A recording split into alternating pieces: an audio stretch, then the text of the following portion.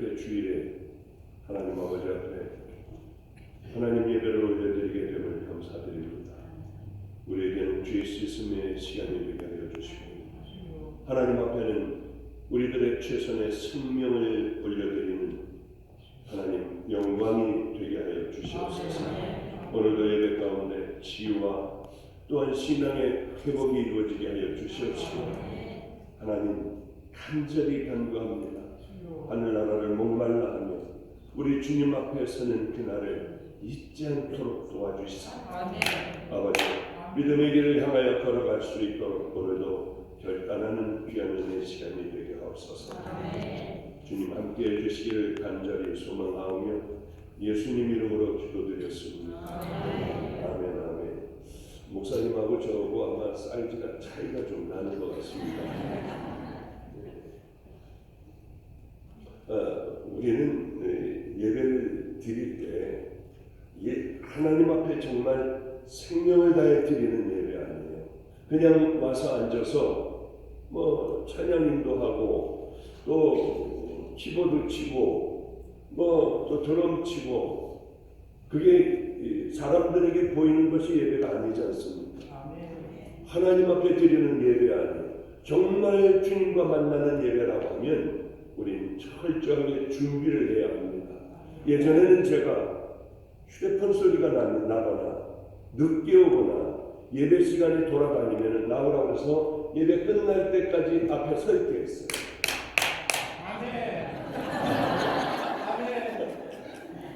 예, 아주 뜨거우신 분이에요. 저희 얘기예요. 우리 교회 얘기. 그리고 여자애들이 짧은 치마를 입고 오면 예배 못 들어오게 했습니다. 그거 좋아하시는 거예요. 왜냐하면 하나님 앞에 드리는 예배니까요. 가령 예를 들어서 프로젝트가 잘못됐다. 3번 경고하고 그 다음에 교육자라도 잘라버려요. 어떤 어려움이 만연해. 왜냐하면 주님 앞에 드리는 예배 아니에요. 슬리퍼 신고 오면 못 들어오게. 그리고 그만하세요.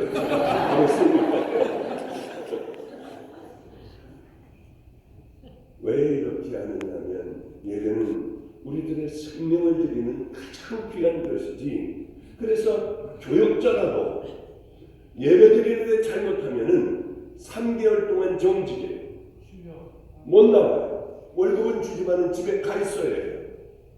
이게 우리들이 드리는 예배입니다. 왜냐하면은 가짜로 설렁설렁 와가지고 그저 그냥 뭐 잡담이나 하고 그저 예배 한번 보고 돌아간다고 하면 저는 나쁜 사람이에요. 왜? 목사는 이 양들을 천국 가는 길로 반드시 이끌어야 합니다. 그러기에 이 부교육자들도 정신 바짝 차리고 예배를 드리지 않으면은 그는 집에 가서 3개월 동안 있어야 해요. 월급은 줘요. 그러나 이게 얼마나 내가 하나님 앞에 부끄러운 것인가를 알게 하기 위하여 이렇게 예배를 드렸더니 한 주에, 우리 교회는 작은 교회입니다. 한 주에 100명 이상이 새로운 성도들이 들어오기 시작을 하고 젊은 애들은 절대로 안 옵니다. 목사님 모든 것 다 없애버리고 기도하고 말씀 전하고 기도하고 말씀 전하고 뭐 여기 교회같이 쭉 뭐가 있고 나와 기도하고 이런 거 없어요. 우리는 찬양인도 뜨겁게 하고 올라와서 그 다음에 성경 말씀 읽고 그 다음에 말씀 전하고 기도하고 말씀 전하고 기도하고 병든 사람들 나가 다 안수해주고 이런 우리는 정말 하나님 앞에 올려드리는 형식 같은 거 필요 없이 하나님 앞에 올려드리는 예배를 드리니까 한 주에 새신자가 100명 이상이 들어올 때도 있고요. 너무 많이 들어와요. 문을 잠궈버려요. 더 이상 이제 마비가 되니까요. 이 들어갈 틈도 없으니까. 이 땅에는 목마른 사람들이 너무나도 많더라고요. 그걸 알게 됐어요. 젊은 아이들도 목마른 아이들이 많더라고요. 지금은 이제 얼마 되지도 않았는데 대학생 애들만 350명, 어제 보니까 360명인가 70명인가가 몰려와서 또 예배를 드리고요. 아니 개척한 지 2년 정도도 안 된 교회예요. 교인들은 1000명 이상이 모여들어요. 개척한 지 얼마 안 된 바로 그곳에 똑바로 한번 우리 하나님 앞에 예배를 드려보자. 아닌 사람은 이 예배가 괴로운 사람들은 나가서 다른 교회 그저 당신 다 축복받고 당신들도 전부 다 천국 가고 이런 교회 가면은 되잖아요. 저는 다른 거는 모릅니다. 결국은 마지막에 남는 교회는 성령님께서 강력하게 함께하여 주시는 그 교회들만 남는다고 하는 것을 알기에 아마 우리 전도사, 목사, 찬양 인도하고 이것들도 뜨겁게 인도하기 위하여 우리는 성도의 찬양 인도자나 이 음악하고 이러는 사람이나 성가대나 누구나 우린 성가대가 없어요. 우리 가장 중요한 게 이 모이기만 하면 기도 1시간 이상 해야지 설 수 있어요. 늦었다 하면 그 사람은 안 써요. 아니 없으면 기도도 없으면 어때요? 맹목소리로 하면 어떻습니까? 하나님 앞에 철저하게 준비된 예배가 아닌다면 그 사람들은 예배에 끼지를 못해요. 이렇게 하다가 보니까 예배는 눈물이 있어요. 우리 예배는 뜨거움이 있어요. 하나님이 함께하여 주세요. 꼭 그것이 당신만 오는 것이 아니야. 그런 얘기가 아니에요. 준비된 예배, 기도로 준비된 예배. 아니 목사가 준비를 안 하고 나와 그냥 대충 하면은 어떻게 됩니까? 우리는 전부 우리 목사가 있기 때문에 알아요. 기도를 할 때에 그날 기도가 이제 자기가 기도할 차례예요. 기도문을 다 외워야 해요. 저한테 기도문을 가져와야 돼요. 그래서 제가 전부 기도문을 다 거룩하고 자비로우신 하나님 아버지 오늘도 이 예배에 함께하여 주시고 성령의 은혜로 우리들의 마음에 부흥에 부흥을 더하시고 축복을 허락하여 주시고 이런 기도하면 제가 찢어버려요. 정말 마음에서 나오는 성도들의 마음을 움직일 수 있는 이 기도들을 다 외워야 해요. 저한테 항상 누구라도 부목사고 다음번 이것을 이어받을 사람이라도 다 가지고 나와 다 외워야 해요. 그리고 나와야만 상대상에 설 수 있고 그 다음에 음악들을 할 수 있어요. 늦게 나오거나 뭐가 잘못되면 내버려요. 넌 하지 마라. 그리고 우리는 아무것도 없이 그냥 할 때도 있습니다. 이렇게 하다가 보면 기도하는 믿음의 용사들이 돼요. 사람들이 몰려들어요. 여기 은혜가 있다고 하고 몰려들기 시작을 하더라고요. 하크네시아 교회는 가만히 보니까 정말 모든 잘 될 수 있는 모든 조건은 다 갖추고 있어요. 야, 이런 교회에 우리 아이들이 오고 그냥 정말 뜨겁게 이 믿음의 길을 이끌어가면은 목마른 사람들이 얼마나 많은데 이 교회는 미어지고 터지며 은혜 충만한 돌아오면 치유와 회복이 되는 그런 교회가 될 수 있겠다 해서 그저 이런 말씀을 한마디 정말 드렸어요. 그러니 하나가 되세요. 그렇게 한번 끌고 나가보십시오. 제가 목사님하고도 얘기했어요.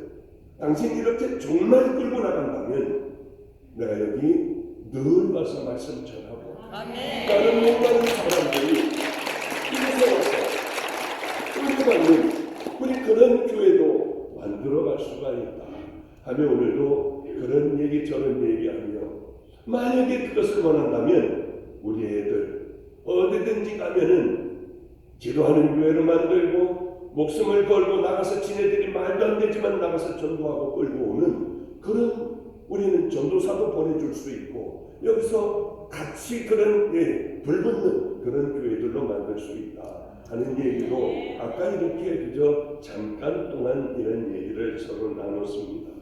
왜냐하면 가장 중요한 건 바로 이 뉴욕에서도 살아있는 교회들이 있어야 돼요. 많은 사람들을 치유가 일어나고 정말 하나님께서 이 예배에 깜짝 놀랄 만한 일들을 벌이셨어요. 그래서 사람들이 하나님을 두려워할 줄 알고 기도할 줄 알고 하나님의 말씀을 볼 줄 알고 하나님의 명령에 따라서 할 줄 알며 하나님 말씀에 순종하는 그런 사람들이 하나둘 승견하고 믿음의 기둥들이 되어가지고 은혜의 길을 향해 걸어갈 수 있는 것 아니겠습니까? 그래서 그냥 그런 말씀을 좀 잠깐 좀 드렸습니다. 죄송합니다. 처음에 제가 집회를 다니고 설교를 할 때 이 물은 어느 타임에 먹는 걸까? 이게 참 궁금했어요. 동 집회도 다니고 하니까 이제는 알아요. 목마를 때 먹으면 되구나.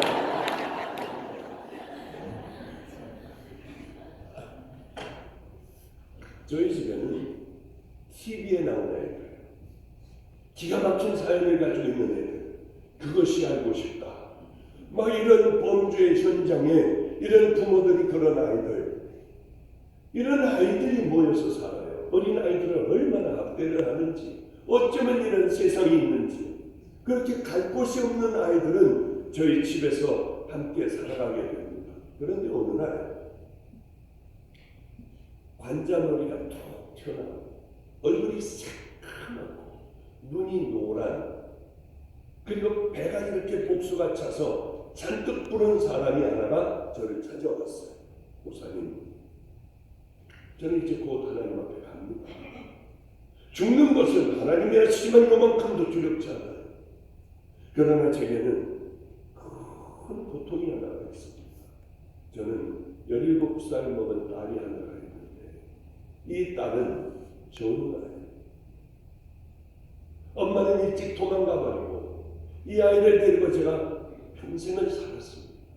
그런데 이제 이 아이하고 둘이 살아가는데 이제 큰 문제가 하나가 있는데, 제가 죽으면 이 아이는 화장실에서 자기 뒤처리도 못하는 아이. 목사님, 죽음 두렵지 않아요? 제가 곧 죽으면 천국 갈 거 아닙니까? 그러면 우리 예수님 앞에 생명을 걸고 영원토록 목사님을 위하여 중보기도 하고, 목사님이 하시는 일에 떼쓰고 매달리며 제가 천국에 가서도 주님을 붙잡고 매달릴 거예요. 목사님이 천국에 오는 날까지 저는 그것을 놓치지 않고 제 생명을 다할 거예요. 그러니 우리 딸을 맡아주실 수가 있습니까? 성도님들 같으면 어떻겠어요?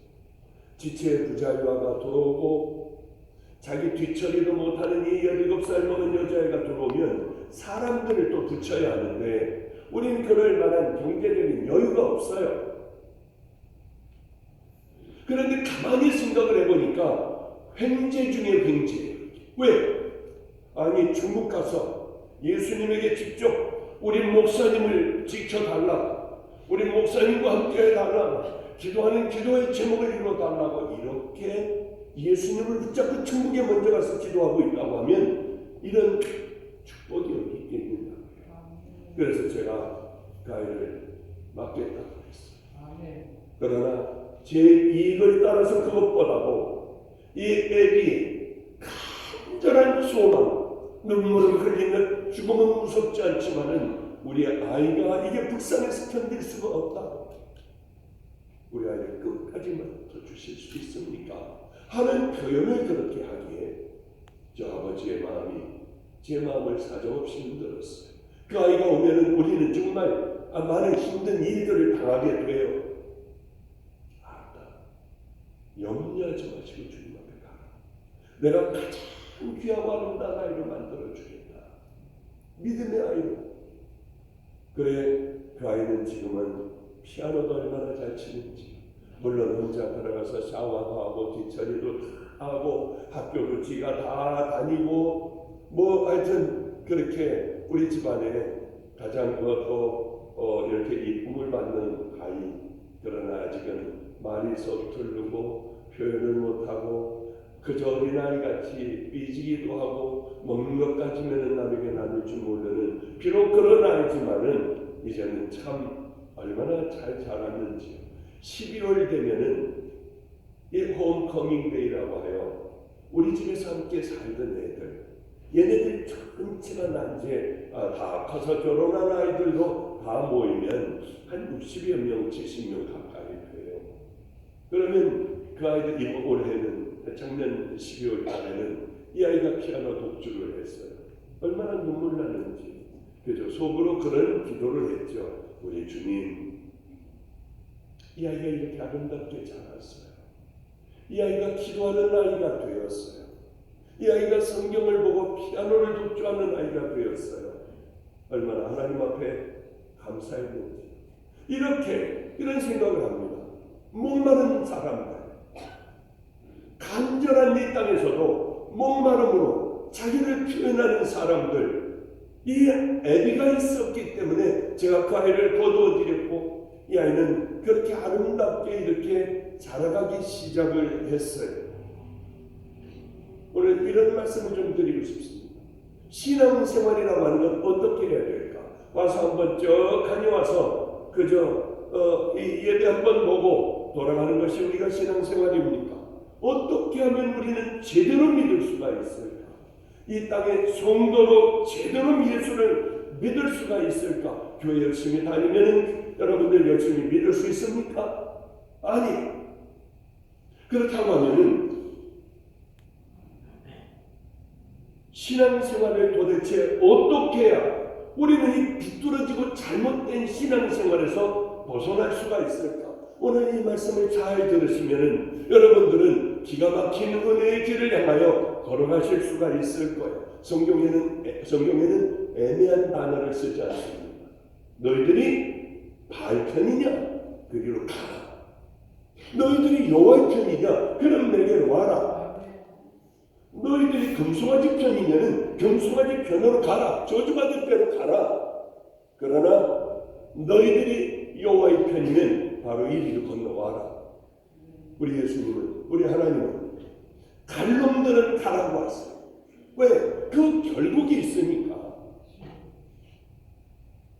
그러면 어떻게 하면 하나님을 만날 수 있을까? 제가 얘기하는 건 많은 사람들이 잘못 오해를 해요. 착하게 살아가고 그저 목사의 말에 순종을 하고 그저 헌금 많이 하면 천국 간다는 얘기가 아니에요. 정말 하나님께서 예수님께서 말씀하신 그 말씀 따라 우리는 살아가자고 하는 거예요. 예수님의 말씀에 순종하자고 하는 겁니다. 정말 구원받은 믿음의 자녀들 죄를 버리고 내가 얼마나 큰 죄인인지 깨닫고 그리고 예수님만이 쌓인 찌든 더러운 죄들을 예수님만이 나를 깨끗하게 하실 수 있다고 하는 그 믿음을 가질 때에 우리들의 죄들은 십자가에서 떨어지는 빗방울로 정결한 예수 그리스도의 신부가 되고 우리 안에는 성령님이 계시기에 꾸준한 싸움, 내가 어떤 놈인가를 잘 알고 나를 십자가에 못 박고 하나하나 작은 것부터 고쳐나가 믿음의 길을 향해 걸어갈 수 있는 사람들이 구원받은 믿음의 자녀. 내가 만약에 그렇지 않다. 10년, 20년 지났는데도 하나님에 대한 천국에 대한 목마름도 없고 나는 뭐 여기서 예배나 그냥 보고 가고 내 이 뒤떨어진 인격은 그대로 이렇게 살아가고 그 사람들은 정말 내가 구원받았나? 아니면은 가짜이다. 모양만 그럴듯하지만은 하나님이 보시기에 이미 유기된 자들, 버려진 자들에 속하지 않나? 지금이라도 돌아오면 돼요. 내 죄를 버리고 이 더러운 구정물들을 다 토해내고 마귀가 주는 이 더러운 젖들을 먹으며 이것으로 기뻐하는 것이 아니라 하나님이 주시는 말씀으로 나는 살아갈 거야. 그런 결단을 하고 살아가면 됩니다. 다시 십자가를 만나야 돼. 나는 만나지 않은 것 같다고 하면은 만나야 돼. 어떤 사람이 하나님을 만날 수 있는가? 하나님을 만나기 위해서 내가 뭘 해야 하는가?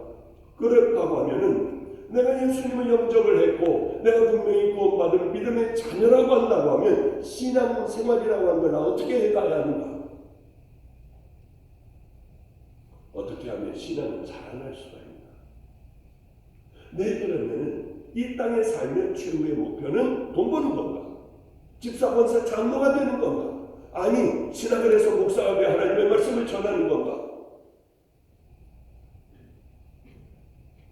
나는 저 천국을 향하여 주님이 가장 기뻐하실 그것을 향하여 쓰러지지만 또 일어나 그 길을 걸어가. 쓰러지는 예수님 못 잡은 난 피 묻은 손 붙들고 다시 일어나 그 길을 향해 걸어가는 믿음의 자녀들이 되어야 하지 않겠냐고 하는 거예요. 그래서 이제 그 얘기를 좀 하려고 해요. 누가 천국 갈 수 있습니까? 누가 구원받은 믿음의 자녀로 이 땅에서 귀한 은혜의 길을 걸어갈 수가 있을까? 첫째요, 목말라야 돼. 목마르지 않는다면 와서 오늘도 예배 보고 그냥 가버려. 그리고 나는 그대로 내가 살던 삶, 그 길을 향해 달려가는 이 비참한 사람이 될 수밖에 없어요. 살던 삶을 그대로 살아가요. 뭐 해야 되느냐? 목마름이 있어야 돼. 누가 구원받을 수 있습니까? 복음 듣는 사람들이 구원받습니까? 교회 나오는 사람이요? 새벽기도 빠지지 않는 사람이요? 아니에요. 자동적으로 예수 믿고 교회 나온다고 해요. 자동적으로 우리가 천국 가는 건 아니에요. 예수님은 성경에 잘 기록해 놓으셨어요. 좀 전에 말씀하신 그대로 살아가지 않는다면 지옥 갈 거예요. 예수님이 말씀하신 그곳을 그대로 가지 않고 있다고 하면 여러분 제가 예언할 수 있어요. 100% 지옥이에요. 이 안에 지옥 갈 사람들이 좀 가지지 않고 얘기하겠어요. 좀 많다고 생각해요. 정말 구원받았나? 죄를 버렸나? 성령님과 함께 그분이 말씀하신 오른뺨을 때리고도 왼뺨을 돌려대고 우리를 가자며 심리를 가고 오른손이 하는 것을 왼손이 모르게 하며 너희들 눈에 있는 들보 먼저 뽑아라. 그래야 남의 있는 눈에 있는 티나 티를 뽑을 거야. 이런 말씀대로 순종하고 살아갑니까? 너희들은 주여 주여 하라고 천국까지 가라. 하나님의 말씀에 순종하는 자들이 들어가. 그날에 이르러 많은 자들이 내게 와 이렇게 얘기해. 주여, 제가 권능을 행했습니다. 귀신을 쫓아냈습니다. 주님, 제가 선지자 노릇했습니다. 이런 얘기죠. 나 목사 노릇했어요. 나 장로 노릇했어요. 나 집사 권사 노릇했어요. 교회는 얼마나 많이 다녔는지 제가 기도할 때는 어떤 사람들이 울기도 해요. 불법을 행하는 자들. 내게서 다 떠나가라. 아멘. 그게 중요한 게 아니에요. 내가 무언가가 중요한 게 아니에요. 목사도 얼마든지 지옥 갈 수 있어요. 가장 중요한 건 나는 죄를 버리고 예수 십자가의 보혈로 구원받았나? 그러면 그 길을 걸어가요. 넘어져도 또 일어나 그 길을 걸어가요. 실수하고 죄를 질 수 있어요. 일어나 또 그 길을 걸어가요. 하나님을 향한 목마름이 있어야 돼요.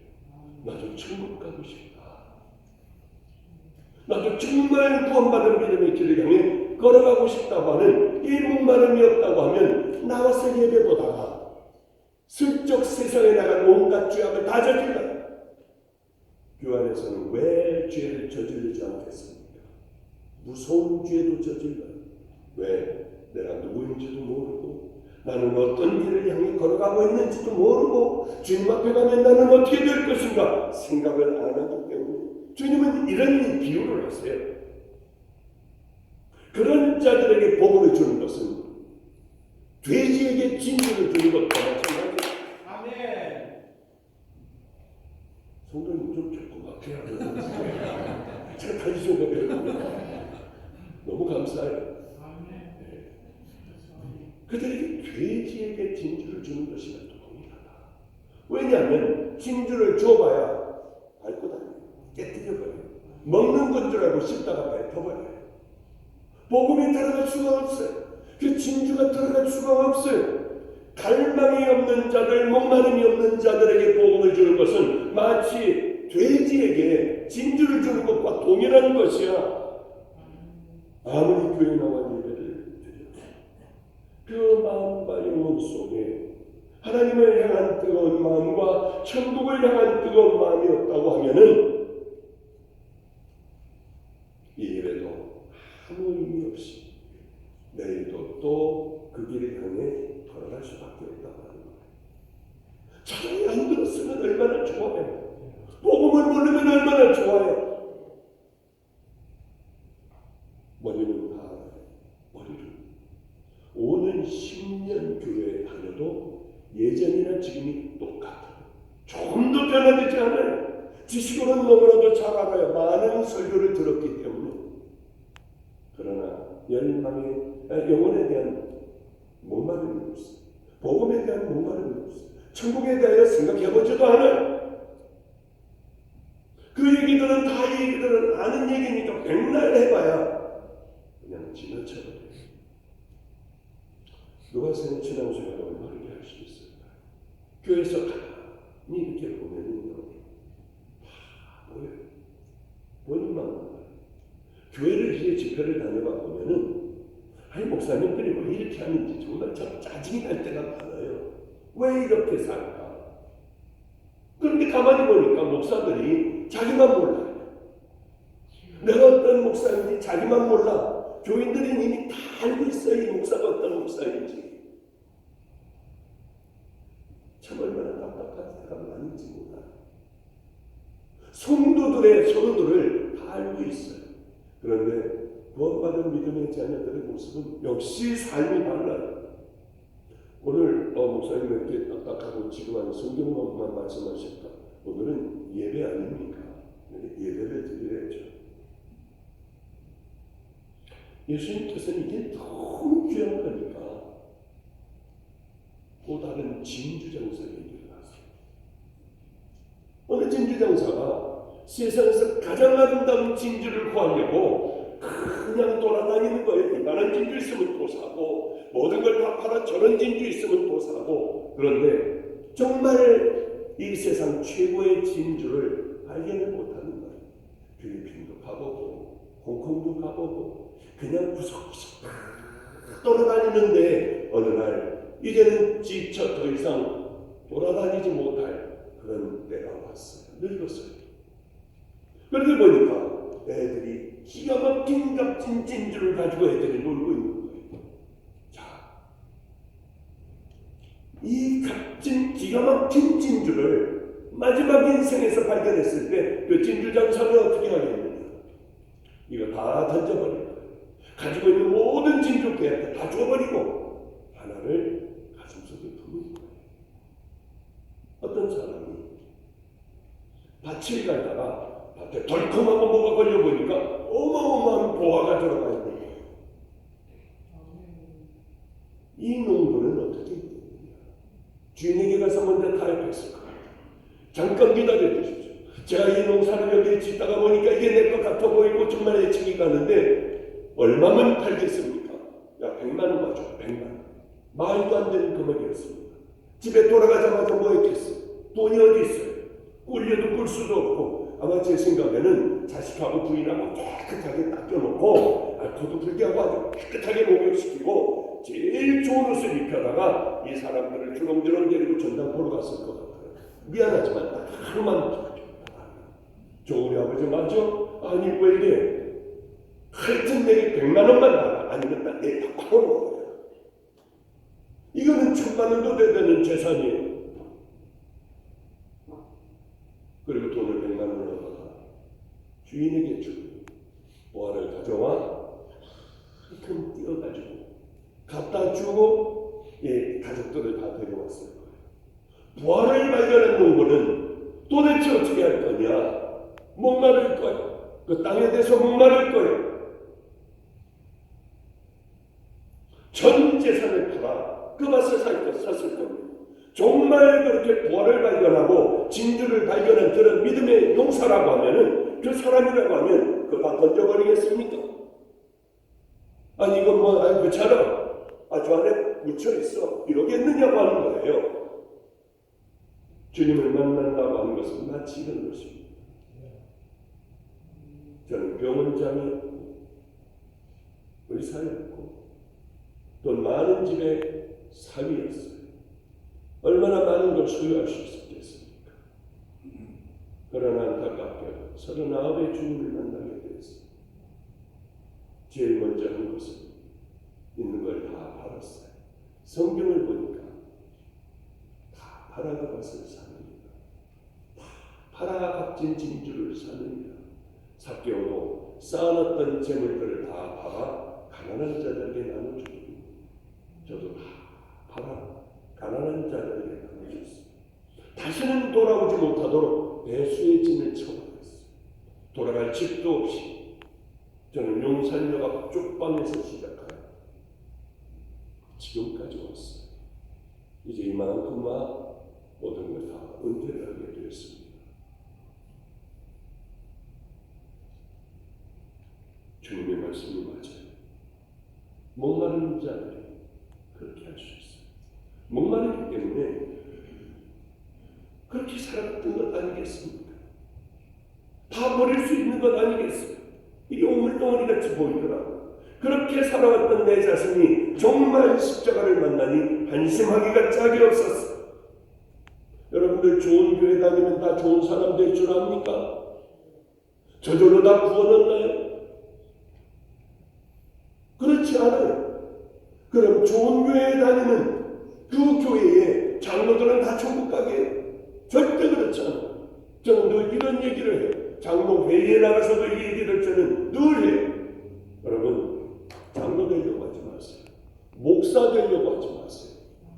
평신도로 살아가는 것이 가장 아름다워요. 왜냐하면 이게 장로가 되고 목사가 되면은요, 목사 짓을 하려고 해요.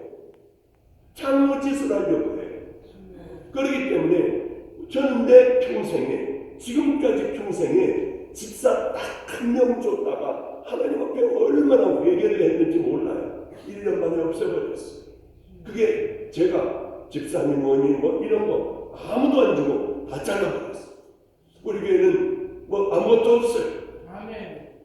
다 병신도예요. 왜 그러냐면 저는 내 양들을 사랑해요. 내 양들을 다 믿음의 길을 향해 걸어가기를 원해요. 그러니 우리 교회가 싸움이 아마 우리나라에서 감리교에서 몇 번째 안 될 거예요. 그런 데를 제가 들어갔어요. 거기 가서 모든 회의 없애버렸어요. 저같이 약한 사람, 전두가 뭐라고 하면 밤에 잠을 못 자는 사람, 집사, 권사, 장 다 없애버렸어요. 우리 믿음의 길을 걸어가자. 나부터 화장실 청소 내가 하겠다. 우리에게 가장 중요한 것은 십자가 아니에요. 결국은 천국 아니에요. 이 얘기가 언제 여러분들이 실감이 되냐면 십자가 앞에 섰을 때, 심판대 앞에 섰을 때 비로소 박 목사가 무슨 얘기를 하고 있는구나, 그걸 여러분들이 알 거예요. 어떤 사람은 5년 10년 다녔고 성장이 없어. 어떤 사람은 6개월 만에 믿음의 용사가 돼요. 어제 밤이었어요. 어제 밤에 여기 집회를 끝냈어요. 정말 최선을 다했어요. 저 나름대로 이 집회를 하기 위해 얼마나 생명을 다했는지 몰라요. 주님 많이 왔어요. 절단하기도 하고. 그런데 말이에요. 그런데 이 집회를 이렇게 끌고 나가는데 오직 다 끝내고 설사도 하고요.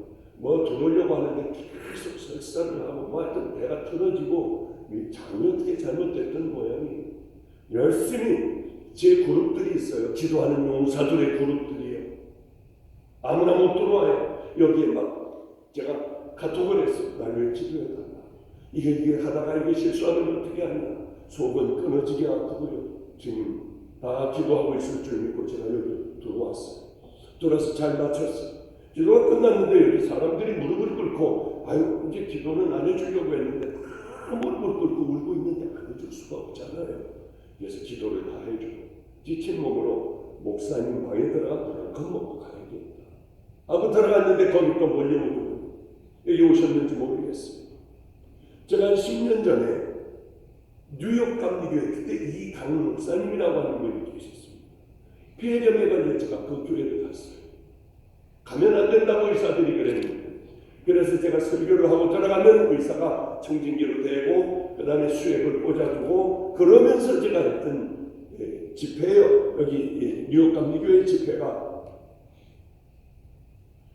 그런데 어제 어떤 분이 들어오셨더라고요. 막무가내로 들어오셨어요.